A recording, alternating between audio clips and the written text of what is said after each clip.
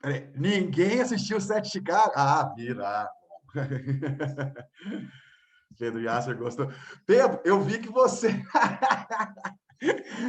você brigou lá com o cara do cinema com crítica porque ele não deu 5 estrelas, era você mesmo? Ah, eu ri muito. Bom, né, Luiz? Gostou, né? Muito bom. Pois é, podiam ter aproveitado, que teve aí um dia a mais, teve feriadinho para assistir, né? Pois é.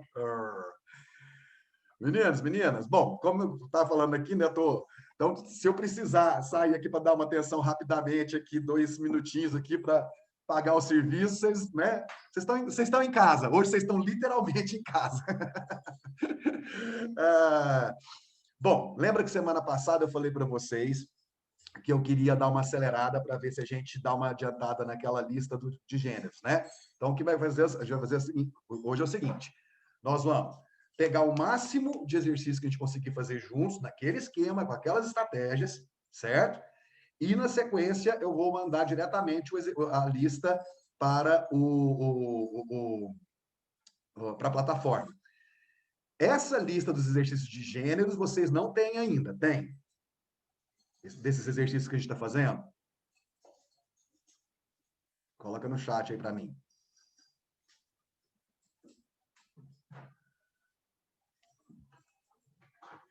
Você sabe se vocês têm essa lista? Vocês olham quando a gente coloca material lá?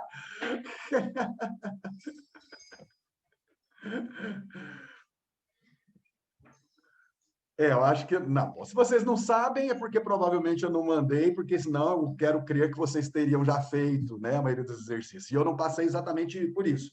Que eu quero que você faça junto comigo, para que a gente possa, né, ir aí consolidando mais as estratégias de resolução dos exercícios. Tá certo? Marcos, na hora que você precisar isso, pode só me chamar, tá?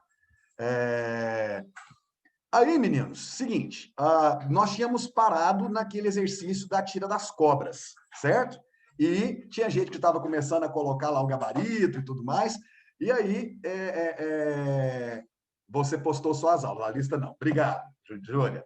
Tá, hoje eu vou postar a lista. A gente vai fazer o máximo que a gente conseguir juntos hoje, e aí você vai fazer em casa todos os outros. Na semana que vem, eu vou escolher um ou outro que eu achar mais complicado para a gente matar essa lista, porque eu já quero passar para uma outra lista envolvendo outro aspecto que pode ser muito importante para vocês e que eu acho que vocês devem ter bem mais dificuldade, que eu já até comentei com vocês, que é a lista trabalhando poemas. Tá certo? Poemas. Isso é nosso próximo caminho, interpretação de poemas dentro do modelo de vestibulares e Enem. Tá? Então, bora. Chance. Deixa eu aqui listar gêneros. Tá. Alguém colocou alguma coisa aqui? Deixa eu ver o que é. Só as aulas, a lista não. Beleza. Ok. Meninos, vocês já tinham, né? Alguns de vocês tinham até colocado aí o gabarito dessa questão. Mas a gente não corrigiu junto ainda. E aí eu tinha comentado com vocês algumas características das tiras de quadrinhos, certo? O que foi? Vou colocar a lista. Você coloca na lista aquele exercício, poema da Ouriça. Ah, tá. Posso colocar. Beleza. Massa. Então tá, olha só.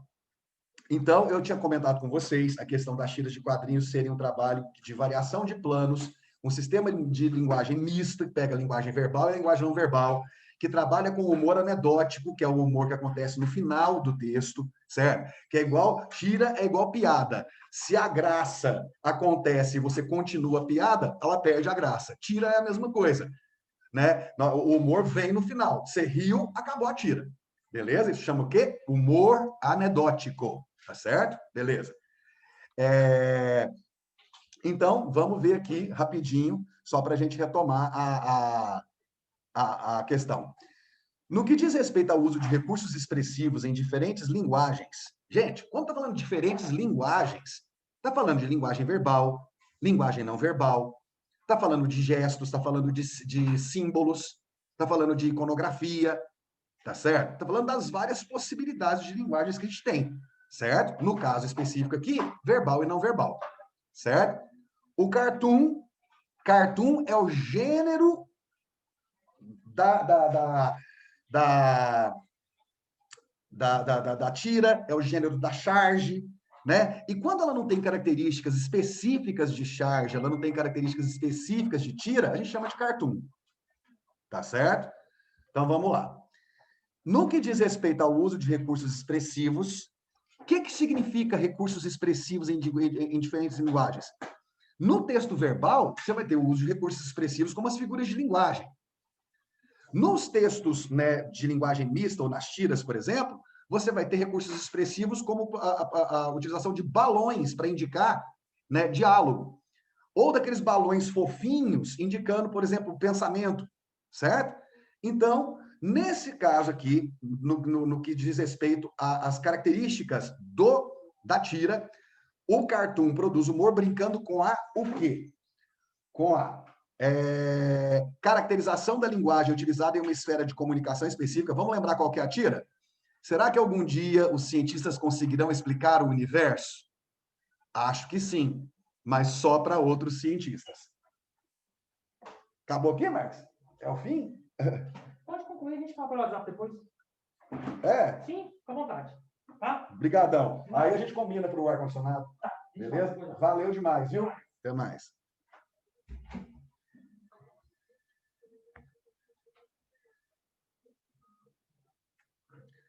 Rafael, na verdade, isso que você está falando de temas mais específicos é a charge, tá? É a charge. A charge é para temas específicos. A gente vai encontrar uma charge daqui a pouquinho, eu vou falar, por exemplo, das diferenças, tá certo? Meninos, um segundo só. Pronto. Pode subir aí, Roberto. Fique à vontade.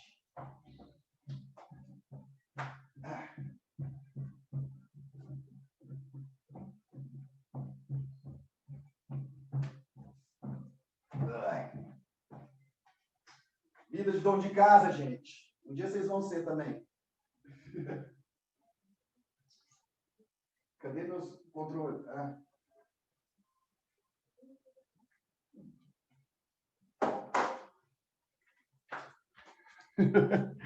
Pronto, agora eu posso dar aula.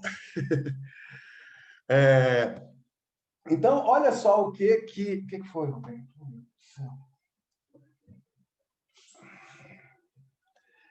Acho que agora eu consigo. Peraí, cadê a bolinha, Roberto?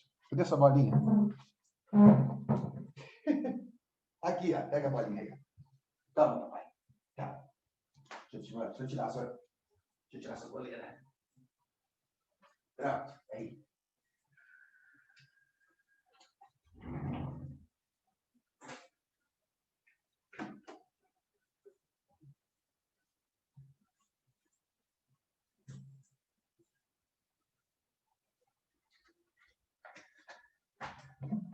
Agora eu consigo dar. Então, vamos lá.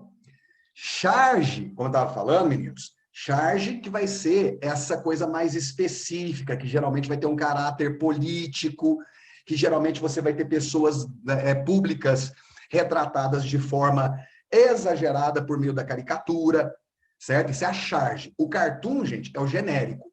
Geralmente, quando você tem imagem e palavra juntos, por meio de um gênero que tenha dedo, o que aconteceu? Voltei!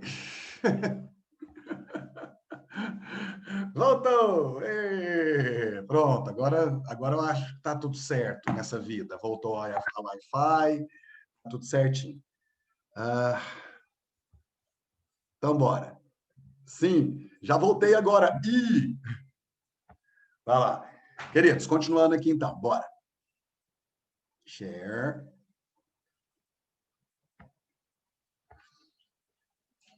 Olha só.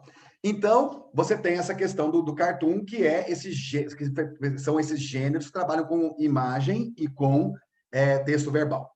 Gente, aqui você tem o seguinte: uma cobra vira para outra e fala sobre a questão se algum dia os cientistas conseguirão explicar o universo. Ela está falando, né, A palavra explicar, isso é uma coisa que você precisa entender bastante. Geralmente, a quebra de expectativa criada na tira de quadrinhos, ela geralmente trabalha no campo semântico. Lembra de semântica, um dos primeiros conteúdos do ano, que a gente vai falar de polissemia e aquelas coisas todas? Certo? Ou seja, você vai ter, provavelmente, uma brincadeira com o sentido de alguma palavra. Tá certo? Quando a cobra pergunta para outra se algum dia os cientistas, será que eles conseguirão explicar o universo? Ela está falando, explicar no sentido de quê? De ter conhecimento suficiente para desvendar esses mistérios. Não é isso? Ao que a outra cobra responde, acho que sim, mas só para outros cientistas. O que mudou na comunicação entre o que a primeira cobra disse e o que a segunda cobra disse? Mudou, basicamente, a compreensão da ideia do que seria explicar. Enquanto a primeira cobra estava falando de explicar no sentido de desvendar os mistérios através do conhecimento, a outra cobra responde no explicar no sentido quê? Literal. Certo? Por quê? Ela diz que os outros cientistas vão conseguir explicar apenas para outros cientistas. Por quê? Porque a linguagem científica, a cobra sugere que só os cientistas conseguem entender. Você entendeu o que era essa piada? Porque você só responde com certeza, né? Se você entendeu que a piada era essa. Certo? Se alguém não entendeu, me fala aqui. Agora, lembrando que eu tenho falado para vocês persistentemente, terminou de fazer essa tradução do texto base, você vai procurar aquela alternativa que tenha a ver com o que você acabou de raciocinar. Tá certo? Com o que você acabou de raciocinar. Então, agora nós temos, no que diz respeito, o cartoon produz humor brincando com a letra A. Caracterização da linguagem utilizada em uma esfera de comunicação específica. Letra B, deterioração do conhecimento científico na sociedade contemporânea. Letra C, impossibilidade de duas cobras conversarem sobre o universo.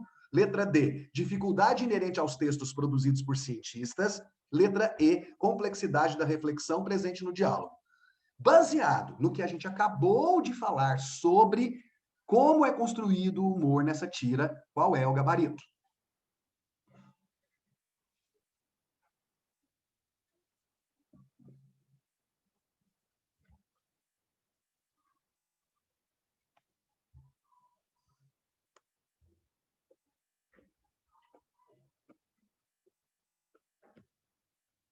Vocês estão se dividindo entre a certa e a segunda certa. Mas a certa está ganhando.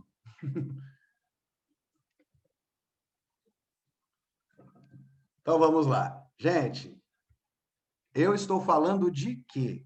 Eu não estou falando, né, quando a cobra fala que os cientistas vão conseguir explicar o universo apenas para outros cientistas, eu não acabei de colocar para vocês que está brincando com essa coisa da linguagem científica ser, às vezes, acessível apenas para outros cientistas? Então, qual é a alternativa que está falando isso? A alternativa que está falando isso é a letra A. Caracterização da linguagem utilizada em uma esfera de comunicação específica. Qual esfera de comunicação específica? A linguagem científica, compreendida e reproduzida por outros cientistas. Certo? É isso. A letra D, né, a dificuldade inerente aos textos produzidos por cientistas, não. Tem muito texto científico que a gente lê e entende perfeitamente. Então, qual que é o distrator da letra D? O distrator da letra D é inerente. Você nunca viu um texto que contenha ciência que seja facilmente acessível? Você estuda as ciências desde que está na primeira série. Certo? Desde que está no primeiro ano. Então, não existe uma dificuldade inerente à produção científica. Aí é o que eu falo, vocês têm que sair da roda de hamster, gente. Se você colocar as coisas na sua vida, você fala, não, gente, desde que eu era pequenininho que eu fazia experiência de química no laboratório na escola. Isso era inacessível? Isso não era inacessível. Sai da roda de hamster. Nós não acabamos de falar que o problema é a linguagem? Qual a alternativa que fala de linguagem? A letra A, que fala de uma esfera de comunicação específica. Qual? A dos cientistas. Tá certo. Entenderam? Alguma dúvida? Se tiver dúvida, pode perguntar agora.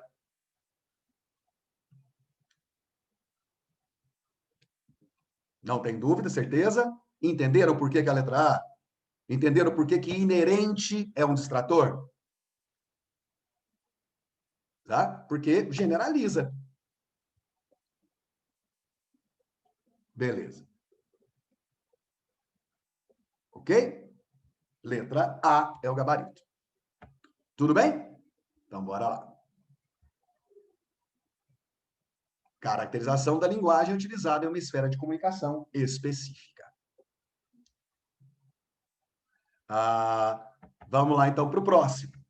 Gente, aqui nós já temos um outro gênero textual. Nós temos uma narrativa que parece pertencer, né? Não só parece, é verdade, né? A um livro sobre folclore nacional. Então, você vai ter aqui, né, a descrição e o relato de uma história do folclore brasileiro, tá bom? Mas você não vai primeiro ler o texto base, você vai primeiro ler o enunciado. Aí você deixou a bolinha lá, Roberto? Você está excitado, né? Muita gente aqui hoje. Vai lá. Ok. Os mitos são importantes para a cultura porque, entre outras funções, auxiliam na composição do imaginário de um povo por meio da linguagem. Ai, Raul, eu fiz exatamente o que você falou para eu não fazer. Eu boiei no meio do enunciado. Se você boiou no meio do enunciado, você volta à leitura e não boia mais. Tá? Vamos lá. Os mitos são importantes para a cultura porque, entre outras funções, auxiliam na composição do imaginário de um povo por meio da linguagem. Claro, né, gente? As histórias que contam pra gente, né? Desde as histórias dos contos de fada europeus até as histórias do folclore brasileiro, a história da cuca, da mula sem cabeça, elas fazem parte do imaginário popular por meio da linguagem, por meio das histórias que são contadas. Então, você está traduzindo o que o enunciado está dizendo. Esse texto que a gente vai ver agora contribui com o patrimônio cultural brasileiro, por quê? Então, dentro deste contexto em que você tem os mitos como parte da composição do imaginário de um povo, esse texto que a gente vai ler agora, ele contribui para o patrimônio cultural brasileiro, por quê? Está perguntando a razão pela qual esse texto pode ser considerado um texto que que contribua com o nosso patrimônio. Né? E nós estamos falando de que patrimônio? Do cultural brasileiro, nós estamos falando de folclore. O próprio, no final lá já está falando folclore nacional, festas, bailados, mitos e lendas. Então tá, vamos ver como é que é o texto. A Porca e os Sete Leitões. É um mito que está desaparecendo, pouca gente o conhece. É provável que a geração infantil atual o desconheça. Em nossa infância, em Botucatu, ouvimos falar que aparecia atrás da igreja de São Benedito do Largo do Rosário. Aparece atrás das igrejas antigas. Não faz mal a ninguém. Pode-se correr para apanhá-la com seus bacurinhos, que não se conseguirá. Desaparecem do lugar costumeiro da aparição, a qual só se dá à noite, depois de terem cumprido a sina. Em São Luís do Paraitinga, informaram que se a gente atirar contra a porca, o tiro não acerta. Ninguém é dono dela e por muitos anos apareceu atrás da igreja de Nossa Senhora das Mercês, na cidade onde nasceu Oswaldo Cruz. Maria, não me lembro do nome dessa mulher, mas é M.A. Araújo, Folclore Nacional 1, Festas, Bailados e Mitos. Então, o que nós temos aqui, gente? Nós temos a reprodução de um mito dessa porca que supostamente aparece com seus leitõezinhos atrás das igrejas antigas em cidades do interior. E né, a autora está dizendo que esse é um mito que está desaparecendo, que é um mito que aparecia, que era muito comentado quando ela era na infância dela, mas que para a infância atual ela deve ser um mito praticamente já desconhecido dessa nova geração. Beleza. Tá. O enunciado está dizendo o seguinte: por quê? Está perguntando por que esse texto contribui para o patrimônio cultural brasileiro. Vamos ver as alternativas. É porque ele preserva uma história da tradição oral? É porque ele confirma a veracidade dos fatos narrados? É porque identifica a origem de uma história popular? É porque apresenta as diferentes visões sobre a aparição? É porque reforça a necessidade de registro das narrativas folclóricas?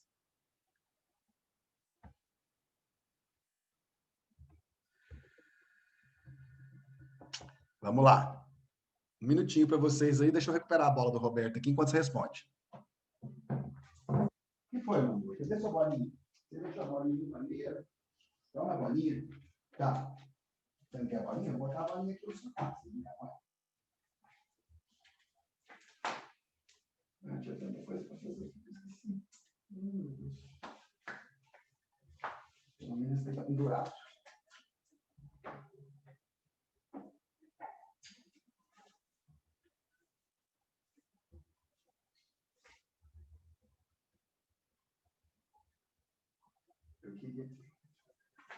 E aí?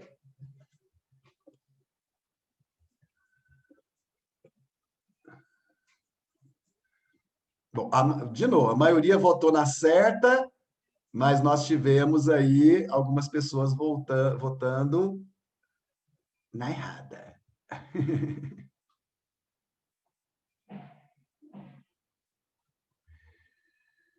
Gente, as duas únicas que podem trazer algum tipo de... Na verdade, tem três que podem trazer algum tipo de dificuldade. As que não são de jeito nenhum são a B e a D, certo? Tipo, o que o enunciado está perguntando, gente? Está perguntando por que essa história contribui com o patrimônio cultural brasileiro. É porque confirma a veracidade dos fatos narrados? Acabou de falar que é um mito. Certo? Acabou de falar que é um mito, que é uma lenda. Que ideia é essa de veracidade dos fatos narrados? Beleza? Então tá. E a letra D, né, apresenta as diferentes visões sobre a aparição. Ele é importante, esse relato, ele é importante, esse texto ele contribui para o patrimônio porque apresenta as diferentes visões sobre a aparição.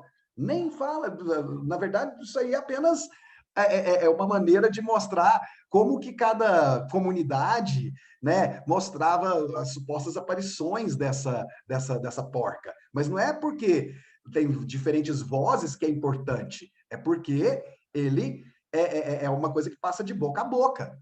E se está passando de boca a boca, gente, se está passando de boca a boca, o que é importante nesse texto? É o fato de que ele preserva uma história da tradição oral, boca a boca. Ainda comecei falando para vocês assim, ó, as histórias que a gente conta, que a gente conta. Vocês precisam prestar atenção no campo semântico das palavras que tem diretamente a ver com o que a gente está analisando. Se está falando de história contada, estou falando de tradição oral. Tá certo?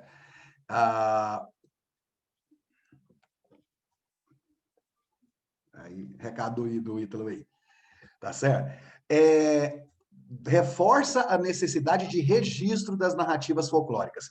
Importante, porque essa aqui foi a que vocês erraram, né? Quem errou, marcou essa. E aqui eu já vou deixar uma dica para vocês. Toda vez que falar de necessidade de registro, gente, tá? Presta atenção nisso aqui. Não é a primeira vez que cai essa coisa de necessidade de registro no Enem. Toda vez que você está falando disso, você está falando que é necessário documentar. Tá? Não é necessário documentar, registrar oficialmente histórias como essa. Essas histórias, elas vão passando, como eu disse, de geração em geração, por meio da tradição oral.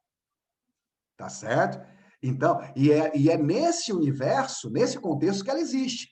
Eu me lembro da minha tia Maricota, né? Minha saudosíssima tia Maricota, contando histórias pra gente, quando eu ia passear em Tuiutaba, no interior de Minas, e ela contava as histórias da infância dela. Fazia pipoca pra gente, a gente ia lá pro alpendre da casa dela, e ela ficava contando essas histórias. Minha prima Dioneia, minha prima Flávia e meu primo Huxley, né? E a gente ficava até tantas horas da noite né, com aquilo ali, depois, né, depois de tomar a sopa da tia Maricota. Agora, isso é o quê? Tradição oral.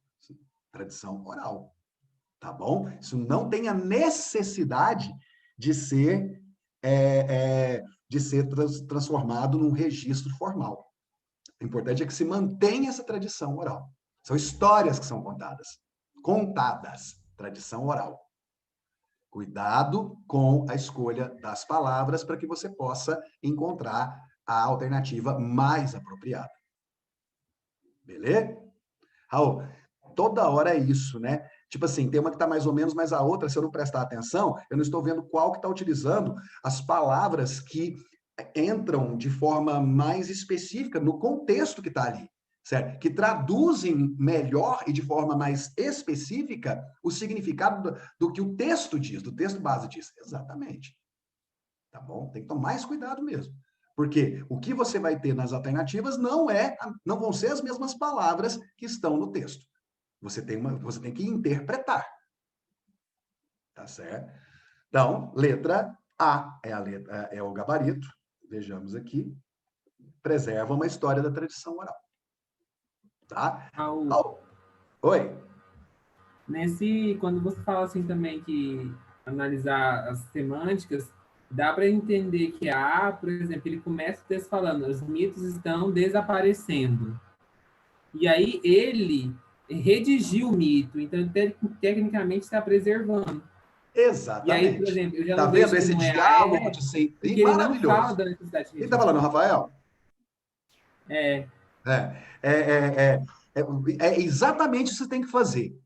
Você tem que fazer essas conexões entre os sentidos das palavras. Né? Se a questão começa dizendo que os mitos estão acabando, os mitos, e que esse é um mito que está acabando, e aí de repente você tem ele ali, o que está acontecendo a partir do momento que esse mito que está acabando está sendo colocado? Ele está ali o quê? Sendo preservado. Tá vendo? Como isso é interpretar, gente. É você fazer a leitura complementar, traduzindo aquilo que está ali. Beleza? Maravilha, ótimo, é exatamente isso aí, Rafael. Vai lá. Então, bora. Temos um texto um pouco maior, vamos ler o enunciado para ver se a leitura dele é necessária. Nós vamos ler de qualquer maneira que a gente está trabalhando com os gêneros variados, né? Mas vamos ver se seria necessário. Vamos lá. Nesse texto acadêmico, já mudamos o gênero. Para mim, reforçar a necessidade de registro não é importante para o patrimônio histórico, mas sim o registro em si. É isso que está dizendo aqui, né? O registro a perpetuação desse registro, né? E que esse registro seja o quê? Oral. Por isso que a palavra preservação é mais importante que a necessidade de registro. Exatamente. Então, beleza? Olha o que o enunciado já colocou, que nós temos aqui um outro gênero textual, é um texto acadêmico, ou seja, um texto que circula, né, ou que fala de uma área do conhecimento, tá certo? Sobre algum aspecto de alguma área do conhecimento. Esse eu vou dar 3 minutos, só 3, tá, gente? Vamos seguir exatamente. Você vai fazer daquele esquema. O que traduziu o que o enunciado pediu, tá claro na sua cabeça o que o enunciado pediu? Vai para o texto, traduz na sua cabeça, ouça a sua voz, o que o texto está dizendo, e me coloca o gabarito. Você tem 3 minutos, porque aí nos 3 minutos seguintes nós vamos corrigir e explicar a questão. Então, bora lá. Deixa eu tirar esse negócio daqui para você poder ler. 3 minutinhos. Enunciado, traduzir enunciado, texto base, traduzir o texto base, escolha do enunciado, baseado no raciocínio que você construiu. Que agonia que é essa, papai? Que agonia que é essa? Conta.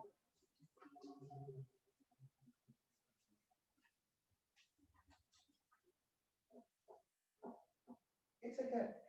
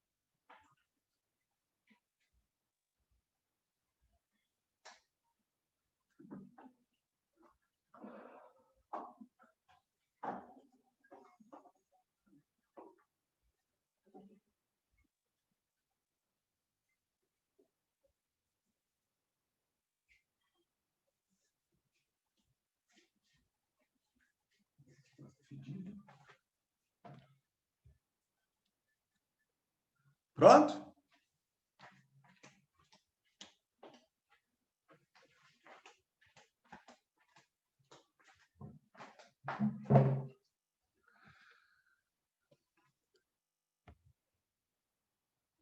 Oh, será que teremos uma unanimidade aqui? Olha, tivemos uma unanimidade.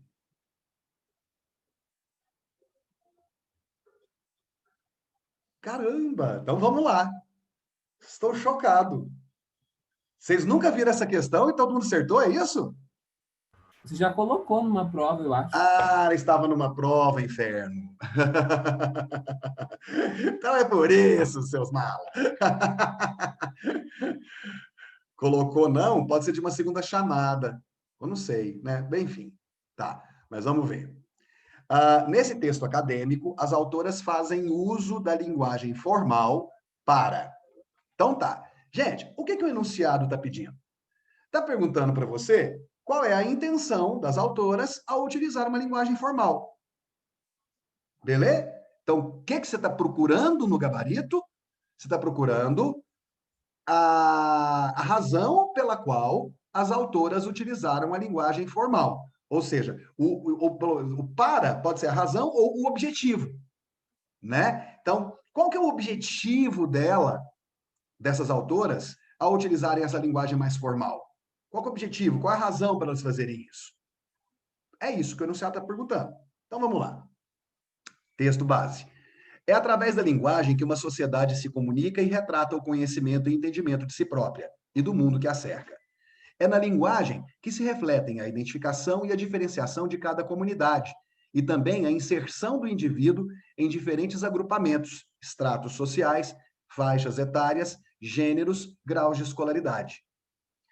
A fala tem, assim, um caráter emblemático, que indica se o falante é brasileiro ou português, francês ou italiano, alemão ou holandês, americano ou inglês, e mais ainda, sendo brasileiro, se é nordestino, sulista ou carioca. A linguagem também oferece pistas que permitem dizer se o locutor é homem ou mulher, se é jovem ou idoso, se tem curso primário, universitário ou se é iletrado. E por ser um parâmetro que permite classificar o indivíduo de acordo com sua nacionalidade e naturalidade, sua condição econômica ou social e seu grau de instrução, é frequentemente usado para discriminar e estigmatizar o falante.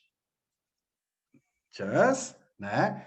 Leite Calu, como falam os brasileiros. É um livro que tem muito parentesco com um outro livro de um linguista chamado Marcos Bainho, né, que se chama Preconceito Linguístico, tá certo? Que vai falar sobre essa questão das variações linguísticas e como que essas variações linguísticas muitas vezes vão ser socialmente mal vistas em países tão diversificados quanto o Brasil. Então tá. Gente, resume o que o texto disse. O texto disse basicamente o seguinte, que a fala, a língua, e através da fala, nós temos uma imensidão de características individuais que são, né, que são perceptíveis. E que isso, muitas vezes, vai ser utilizado, né, para estigmatizar e para discriminar o falante. Beleza. O enunciado disse o seguinte: quer saber qual é o motivo, qual é o objetivo de se usar uma linguagem mais formal nesse texto? Gente, a resposta já está aqui, ó. Esse é um texto acadêmico. Esse é um texto que está na academia, que está nos cursos que envolvem o estudo da linguagem. Ou nos livros didáticos que vão trabalhar, né, ou paradidáticos que trabalham cientificamente com a linguagem. Então, ele é um texto acadêmico. Então, o que que ele está fazendo? Por que que ele usa uma linguagem formal? Para atender às características do público leitor, que é o estudante daquela área, que é o profissional daquela área, que é o estudioso daquela área. Certo? Não é por nenhum outro motivo. Certo? Você não pode afirmar que o texto tem linguagem formal para atingir pessoas de vários níveis sociais. Linguagem formal vai atingir várias pessoas de vários níveis sociais? Vai acontecer exatamente o contrário. Vai acontecer, essa linguagem mais formal, ela vai dialogar, ela vai ser compreensível para um grupo mais específico. que são, no caso, o pessoal da academia, aqueles que trabalham academicamente com esse tipo de conteúdo. Faz sentido? Tranquilo? Então, nós temos aqui, letra C, atender às características do público leitor. Meninos e meninas, temos vários exercíciozinhos. Eu vou fazer uma coisa, eu vou tirar esse gabarito em vermelho das outras questões, e aí, qual que é a grande questão? Semana que vem é para vocês terem feito isso aqui, tá bom? É para ter feito, tá certo? É para ter feito, porque aí eu vou chegar lá, questão tal, qual que é o gabarito? Vocês vão colocar para mim no chat. Questão tal, gabarito, chat, certo? Aí, percebi que houve muita divergência no gabarito, vamos para a questão então. E eu vou selecionar uma ou duas que eu acho que são importantes de ser trabalhadas também nesse aspecto da diversidade de gêneros. Tá bom? Tranquilo, meus amores? Sossegado? Deixa eu ver o que você colocou aqui. Tranquilo, beleza. Então, abre o microfone para dar tchau para mim. Deixa eu terminar de arrumar minha casa. Ai, Raul. Trump vai perder. Queridos, beijão para vocês, abração para vocês. Tenham uma boa semana, um bom resto de semana, tá bom? A gente se vê semana que vem. Falou! Alô? Alô? Tirou a máscara, né? Chance. O povo saiu, né? Tchau. Falou, gente. Tchau, tchau.